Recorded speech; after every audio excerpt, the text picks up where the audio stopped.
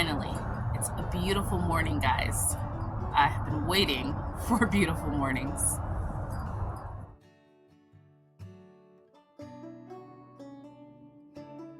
Hi everyone, welcome back to my channel. I'm Shamira Benson, one part of Team Benson, and today we are going to do a Sunday garden tour. There's lots of things that I have going in the garden, like my starts are sitting out here. They're not quite in the ground yet, but they are just kind of being protected because we do still have 3 more days of triple digits, but it looks like the triple digits are going away. So guys, I hope everybody had a very nice, meaningful Yom Kippur, and I hope that you guys got time to spend with your families and really have some reflection in life and what you want for the upcoming year. I know we had a lot of that here, and I am so grateful for it. So just hoping that you all had a meaningful Yom Kippur. So guys, as you can see, the shade cloth is still up in my garden because like I mentioned, we still have those 3 more days of triple digits. Even though it's low triple digits, it's like 103, I think. But I woke up to a New Year's surprise. Look at this, guys. That is my garlic starting to poke through.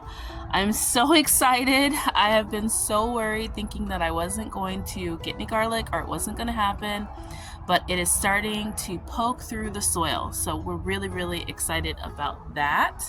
We have our moringa tree just growing like a weed, like she's doing her thing. And then we have a mint over here. I'm pretty sure this one is a peppermint. Yes, that one is a peppermint that smells amazing. Underneath here in our cascading garden bed, I have rosemary right there. And then we also have some lemon thyme, some French thyme, some chamomile back there. And then I'm trying to hold up the shade cloth at the same time, but on point. We have some chives right there, chamomile just sitting in there, and then some dill right here. Now I think everything is going to go in there but the chamomile. I think I'm going to put the chamomile in my medicinal herb bed, but it's just kind of hiding out right here to get through those last triple digits because yes, those triple digits are hot. Now we're going to be composting in here because we are getting this bed ready. I already do have the greens, the collard greens that are growing in here, that are going to grow in here, and then I have some kale started in the house. It's still a little baby, but it will be going out here once it gets really cool. So I'm going to be composting in here, so that'll be a later video. But look at this, guys. Our squash is pulling through. Maybe, just maybe, we might get squash this year. Who knows? I have been so annoyed with squash this past couple of seasons. It's just not working out. I haven't gotten any squash, and my squash plants die. But I think I'm going to try planting squash in the fall and see what happens. Now moving on down the row. Now I did take out the 2 dead Carmen sweets. We do have 1 Carmen sweet right there, and then we have some sweet banana peppers right here. So I'm hoping to find some more Carmen sweets to put right there because I really want it 3 to grow. If not, I'll probably try putting my some other peppers, some sweet peppers.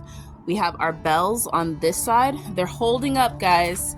Look at that. Oh, the little burns. The sun is starting to come in at a angle now, so I probably should put up like a shade cloth over here, but I don't really feel like digging one out. So we're just hoping that it survives for the next couple of days and be okay. We have an Italian oregano right here that's looking like it's gonna be okay. And then we have our basil here, which is actually loving the sun. The basil is going to be upset when the temperatures get a little bit colder. So I'm probably going to prune this basil back or use it. Maybe I'll make spaghetti or something like that this week. That way then it is starting off like in a younger state, well, like a pruned state. And back here we have our dwarf Mexican lime, which is getting its last crumblings of the sun. This poor plant. Guys, look at right here. We had a that is a hornworm. So this one gets these hornworms that looks like bird poop, and then they go into their cocoons. So I wonder what that's going to come out and look like. Usually it's a big moth, and they're really pretty actually. But I always let the hornworms stay. They prune the tree the way that it needs to be pruned, and it always grows back nice and healthy. Once I stop intervening with the hornworms, I notice that I got a healthier plant back. And then back here we have our curry tree that looks like it needs some water, and then we have a lemon balm right there, and then we have Yuli, one of our namesake plants. This one is our grapevine that I'm hoping that it gets healthier. Now guys, if you have watched my channel for any length of time, you know that I try to work with the nature. I let the nature kind of do what it's going to do. So I used to pick off the hornworms that were on here, and then I used to manually prune the plant. And I would prune this tree every single year, just like I thought that I was supposed to do, prune it back and all those different things. And it didn't produce that well. Like, it stopped producing. In 1 year, I just let nature be. I stopped putting out all the different types of things. I stopped spraying stuff. I went completely organic in my garden, and I just prayed that the hornworms wouldn't kill it. And they didn't kill it. They actually just pruned it, and they pruned it in a way that made it healthy and happy, and it started producing so many limes. Like, I got the most limes I had ever gotten off this tree that year, to where I had limes in the freezer that I could save for, I think they probably last us for about almost like a year and a half, almost 2 years. It was pretty cool. Now moving over here, we have our mulberry. This one's a dwarf mulberry. It doesn't look too dwarf, but the fruit on it is dwarfed. It's not like the Pakistani mulberries that are like really big. They're like little bitty ones, which I want to one day get a Pakistani one, because those mulberries are delicious, although the dwarf ones aren't bad. We have a Black Beauty eggplant over here. We have some stevia right there. And then we also have some spearmint right here. Now, I did buy another stevia. I think I'm gonna put in this pot with it and see if I can get like a big, like little bush of stevia, because usually stevia kind of grows like by itself. Now over here we have an indigo that is getting some sun damage, so this needs to stop blowing. But we have our San Marzano tomato. We have another Black Beauty right there, and then way over there, let me get to it. So way over here we have Big Nisi. It's our other namesake plant. This one is an Ichabod eggplant, and it's looking a little dusty with like spider mites, but she'll pull through just fine. Now guys, I do want to make a video on just different insects and bugs and problems you might start seeing in your garden as you transition from from summer to fall. You're going to start seeing little things, but just let those little things take care of themselves. Like, I'm not going to go spray Big Nisi with anything. You guys remember when it was transitioning from the other way, spring to summer, she got sick again, but then grew nice and big, and she's on her little growth, and I'm just gonna let it go and it will be fine. You just gotta trust the process, which sometimes is hard to say when your garden is going crazy. But then you have to decide what really needs to stay and what really needs to go, and what can you grow something different of. So look for that video this week. Okay, if you guys hear water, I'm watering my garden right now because I do have to work at my regular job today. So I want to make sure my garden gets nice and watered while I'm like planting and stuff like that, because I'm going to get some stuff in the ground today too. So let's see the little starts I have and what I have in this bed. So over here I have my serrano peppers. This is the first year I've planted peppers in the bed in like years, because if you guys remember, I had black leaf spot in this area once and it was horrible to get rid of. But we have some serrano peppers here, and then in the back there we have jalapeno peppers.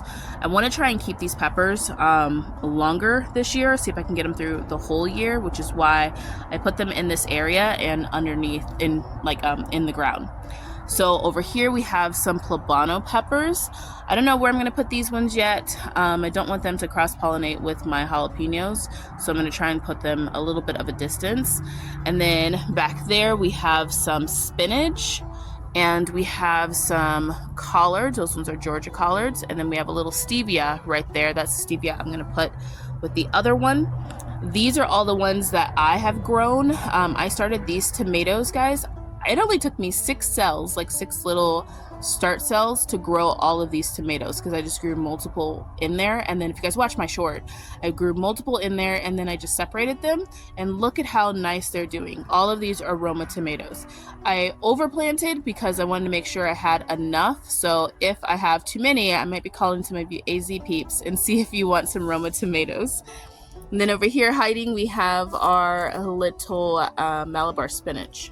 Guys, my garden is going to be laser focused this year. I am focusing on growing lots of herbs, making sure my cabinet, my medicinal cabinet and my culinary cabinet, which both are medicinal because they both have medicinal purposes, I want to make sure that they are packed with all the herbs that I'm going to need, like for the year and maybe even 2 years if I can grow 2 years of herbs.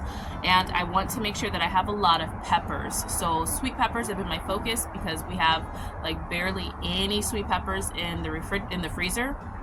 And then I also want to grow our normal peppers that we cook with, which is serrano and jalapeno. If you guys don't know a lot about serrano and jalapenos and just like our Southwest love of these peppers, they do a lot for your health. They serve a lot of medicinal purposes, I will say, when you're eating the pepper and its seeds. So when we cook with the peppers, and I also save all of the seeds, dry those out for my red pepper flakes, and then also just kind of stirring them into things. So serranos and jalapenos, even when I'm growing sweet peppers, you'll always see those in my garden somewhere because they're a staple in my kitchen. So we have our lemongrass, which I really need to trim. There's like one little piece of lemongrass that's like still alive in here. And there kind of maybe might be another one, but I need to get it to grow back out, so I need to trim that. We have the okra, which is coming out. I only save the okra so I can do the video on the different, like how you know when something's like, you know, ready to come out. So that's coming out this week. And then we have some green beans that I have planted. We'll see how they go. They're not too happy right now. And then we have our butternut squash over here that is starting to get tall enough to where I'm trying to anchor it to see if I can get it to climb. Most of the time it doesn't send off tendrils till it's about like right here. So I have to kind of pin it up, but it's doing okay right now. We also are going to be doing a video on the worm bin, so make sure you guys expect that video coming up this week. And we have Brooklyn. Brooklyn is still throwing off a lot of melons for us that we are using for compost, as you can see, but she is huge. I am going to be cutting her pretty soon. Once I get maybe like a couple more melons, because the melons are doing really good with helping me to be able to compost. And as you guys can see, there are a ton of them. They're just nonstop. But I am going to be cutting her at the base so that then all of these leaves can dry out, so that then I can use them for compost. But I don't do that until the sun is completely down and past like triple digits. So you guys see me do this with my Armenian cucumber, which I love every year. And now I'm doing the same thing with Brooklyn because she, although she was a cross that wasn't delicious, she did serve a purpose and she was able to take the heat just like my Armenian cucumber does. So we are gonna have a lot of these leaves that we're gonna use for mulch, and that's how I mulch my spring or my fall winter garden. So yeah, she's doing her job and soon her job will be over. But this year she provided us with a lot of compost, which was pretty cool too. Well, a lot of melons to make compost, which was pretty cool too. And then lastly, we just have our wildly looking primrose. This one is an evening primrose. I think I'm gonna put the chamomile over here, like right here in this space. I know chamomile will take over, but this space needs something, needs some beauty to it. So I want to get some flowers in here. Still not sure what that is. It might just be a weed, guys. I don't know. I saw a hollyhock in the store and it is not a hollyhock. That's totally what I thought it was, but it is not, because I was like, huh, those leaves are completely different from that. So I think I'm just gonna pull it and just kind of put something in there. I have daisies going in the house that I think I'm gonna put in here. Usually I try to keep this bed a little medicinal, so, but you know what? I also have red clover that I think I wanna put in here too. So we have a lot to do. We have a lot coming up. It is finally cooling down, guys. So you guys are going to see me in the garden a lot. Hopefully we can get back out to the homestead too, and you guys can see what we got going on over there. Not a lot of progress has been made out there because we're still looking for like land clearers and stuff like that to kind of come out and help us.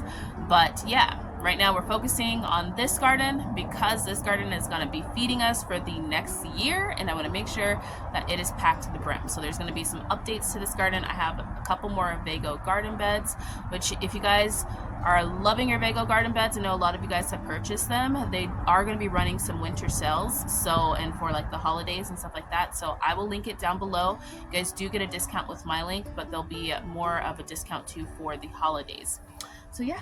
All right, guys. Well, I am going to plant a couple of these herbs, and then I am going to go to work. But until next time, grow yourselves a garden, because even a small space can provide you with tons of food. Bye, guys.